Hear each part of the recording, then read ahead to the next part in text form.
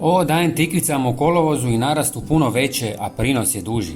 Uzgoj tikvica u kolovozu zahtijeva posebnu pažnju kako bi biljke nastavile davati kvalitetne plodove i nakon sredine ljeta. Kolovoz je često najtopliji mjesec, što znači da je zalijevanje ključno. Tikvice vole ravnomjernu vlažnost tla, ali ne podnose stajaću vodu. Zalijevanje je najbolje rano ujutro ili kasno navečer, tako da voda ne ispari prebrzo i korijenje ima dovoljno vremena da upije vlagu. Tlo bi trebalo ostati blago vlažno, ali ne preplavljeno, jer previše vode može izazvati truljenje korijena i pojavu bolesti. Osim zalijevanja, bitno je redovito uklanjanje suhih i oštećenih listova. To pomaže biljkama da bolje provjetravaju i smanjuje rizik od gljivičnih infekcija. U kolovozu tikvice također trebaju dovoljno hranjivih tvari jer intenzivno rađaju. Prihrana organskim ili mineralnim gnojivom može osigurati dodatnu energiju za rast plodova i listova.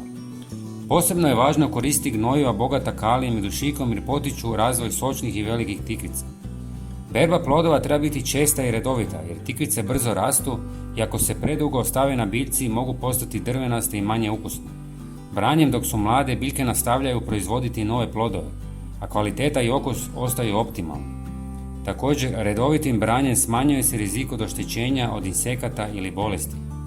Kolovoz je idealno vrijeme i za kontrolu štetnika. Lisne uši i paukove grinje često napadaju tikvice tijekom vrućih mjeseci, pa je važno provjetravati listove i po potrebi koristiti prirodne pripravke ili blage insekticide.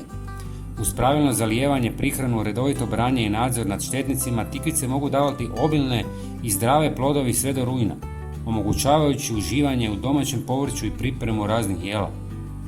Prvi sastojak je riža koju ćemo usitniti u mlincu kako bi maksimalno iskoristili sve hranjive tvari.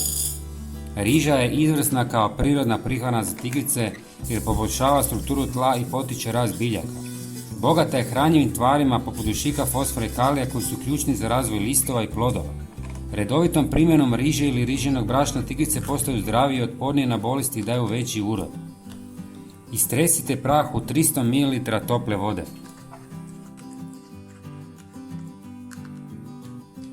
Zatim dodajte jednu žlicu drvnog pepela koji je koristan za tikvice jer obiluje kalijem i fosforom koji potiču razvoj cvjetova i plodova.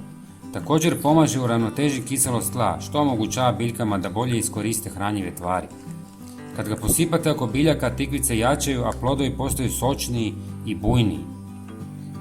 Ovo sad ostavite da ostoji 24 sata, a zatim dodajte jednu žlicu suhog kvasca jer sadrži vitamine B skupine i aminokiseline koje potiču rast biljaka i jačaju im korijen.